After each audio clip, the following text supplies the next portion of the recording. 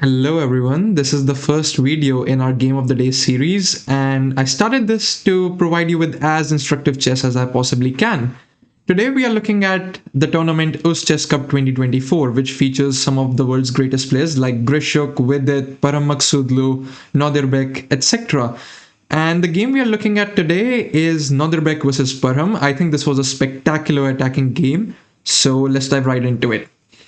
White starts with and Parham plays knight f6, Nordenbeck plays c4, e6. Now this is all standard, but after knight f3, Parham makes an interesting decision to play bishop e7.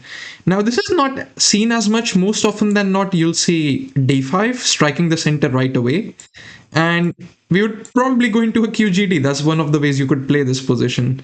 What happens in this game is that Parham goes for bishop e7 directly, which is a slightly unusual. He's yet to reveal his plans, and they're revealed on the next move. After knight c3, he just castles. He doesn't try for the center with d5, and this is probably an attempt to take his opponent out of preparation. So what happens? Nordenbeck controls the center with e4. This is very principled. If your opponent is not capturing the center, then you should. d5. Now black strikes, and this is his big idea. Well, it didn't turn out to be a big idea because black lost the game. cd, ed. And we have e5. Now this was a good decision because it gains some central space and it dislodges the knight on f6. Why is that a good thing? Because this king would be weak without this defender. Knight e4, bishop d3, knight takes, pawn takes, and c5. So now black strikes in the center. c5 is given an exclamation mark, but it's a reasonable move. How else would you generate counterplay? And this is where I think Nordenbeck made some sort of a practical decision, not objectively the best decision, but it's a practical decision. It's a very interesting idea. He plays queen c2. And the idea is that you are attacking h7 weakness. How should you defend this? If you play g6, then you weaken quite a few dark squares. So something like bishop h6 can be very, very annoying. And then who knows, h4, h5 ideas. But in the game, we had h6. And now Nordenbeck played queen d1 back. And you might ask, what is going on? Why did he just play queen c2 and queen d1? Yeah, at first sight, this looks like a very shocking idea, but he has a point. He has a point. He wants to play bishop c2, queen d3 now that he has provoked h6. The benefit that is there is you can't play g6 to defend the king because bishop takes h6 would always be there. So an example would be something like bishop c2, b6. I'm just making some bad moves.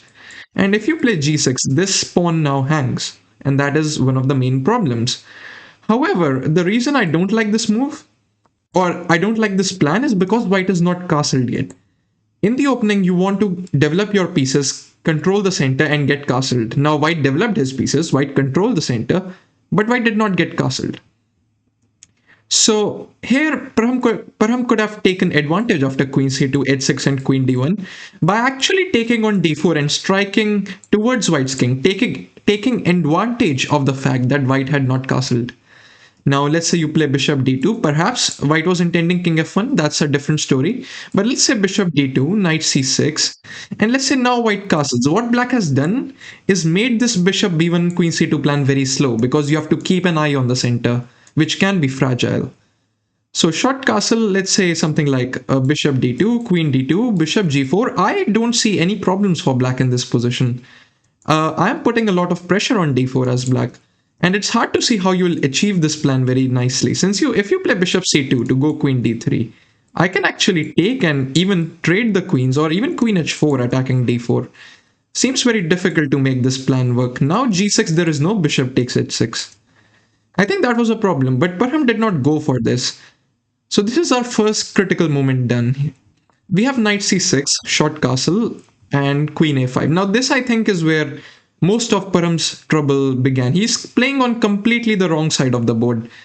White has a pawn structure which demands white to attack on the king side, and putting your queen on the queen side seems like just benefiting white.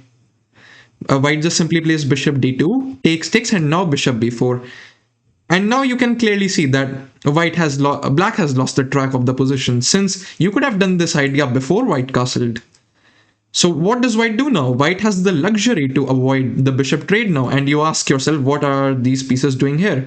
It's absolutely nothing for black, because it's just queen on a5 just stranded, the bishop on b4 is stranded.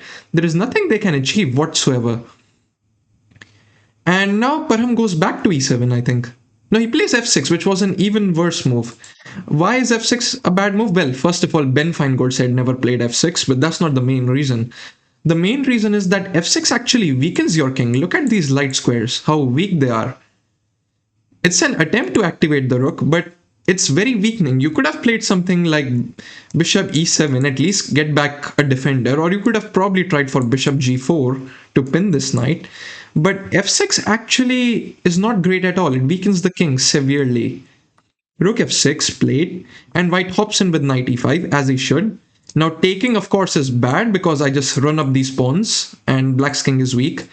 Notice that black only has two pawns and one of them has moved one square. So now the squares around black's king are terribly, terribly weak. So black has to be careful. Knight e7, this is where the second critical moment of the game arises. And I'm very happy to say that white played the right move, because it's very logical, but some of the players might think that it's counterintuitive. White goes for the move g4. And you might ask, what is this? Well, it's an aggressive prophylaxis. Notice that black wanted to play knight f5 or bishop f5, exchanging this attacker. So with g4, I actually prevent this. And now you might ask, isn't this weakening for white's king? Well, look at where your pieces are. Do you think you can attack me with your pieces on queen a5 and bishop b4? Are they even remotely close to attacking my king? Plus, it is your king that has two pawns in front of it. I have three. And my defenders are very close to my king. So, as white, I have no problems whatsoever in this position. Bishop d6 played. f4, of course. You march the pawns forward to attack this king. Now you may be threatening g5, queen h5. Seems very dangerous for black. Rook f8, f5 played. Notice this bishop still hasn't developed. It's been 20 moves. This bishop hasn't moved. And it doesn't even have a square. Knight c6. Would you trade the knights? Absolutely not. Do not trade your best attackers. Play knight g6. The knight moved from the defense of the king to the queen side, and you moved into the attack of the king. So this is, of course, a good move. Rook e8. Queen f3. You develop the queen. You also attack a weakness. Queen d8. And there comes a question. How to further proceed the attack? Would you bring all your pieces to the party, or would you start attacking straight away? Well, white decided to bring all the pieces into the party after h4, bishop c7, and king h1. So what he's going to do is he's going to bring both of these rooks into the attack. This rook might go to g1. White could have also played rook a e1 straight away. So knight b4, bishop b1. Now that opportunity is gone. I think that's why you could have played the rook on e1 first, so that the bishop could hide on b1. But this rook would have been well placed. It actually won't matter too much, because look at the number of defenders black has. Literally zero towards the king. Literally zero. And white has like 5 attackers. So it's unstoppable attack, basically. b6 played. Again a queenside move. g5, bishop a6. Should I care about the rook if I have already like 5 attackers? There is no need. f6. And I'm going straight for the kill with f7. Activity above material, always. gf6, bishop f1, and now I just play f7. Okay, you got my rook, I'll gain yours. Bishop h6. I promote to a knight, which is nice because I give a check. Okay, promoting to a queen would not have made much difference. There was no queen takes h4, so it doesn't make any difference at all. Queen e8, knight f4 back. Why? Well, this king is open. I want the g file. h6 is a weakness, h5 is a weakness, and this bishop is hanging. So why not actually? King h8, king goes back, bishop g6. Now I gain this bishop with a tempo. Queen here and queen h5. No need to take just yet because queen h6 threatens almost a mating attack. King g7 and knight e6. What a brilliant finish. Queen takes queen h6 and black actually resigned. And it's not hard to see the mate, like king g8, queen h7, king f8, bishop h6 is checkmate. And king f6, you have bishop g5, which is checkmate. So black wasn't really saving the king. But the key points I want to borrow from this game were, firstly, white actually realized that g4 is a great move. And now it's nothing special for white to realize. He's a 2600 grandmaster. But it's very instructive that you do not evaluate your king as weak. Instead, you realize that black's queen and the bishop are offside. So that was a great instructive moment. In a practical sense, you can also count this queen c2 idea as instructive because h6 and then queen d1 again provokes this h6 weakness. Although it was not timed the best in the best case scenario, but it still did the job. So practically speaking, it did the job. And f6 was a mistake because it weakened black's king. So these were some highlights from the game. I think it might have given you some idea of how to conduct a great attack. White coordinated all his pieces, he brought more attackers than his opponent had defenders, and just crushed black's king. So do let me know in the comments, guys, what you think. I hope you enjoyed the game, and I will see you in the next one.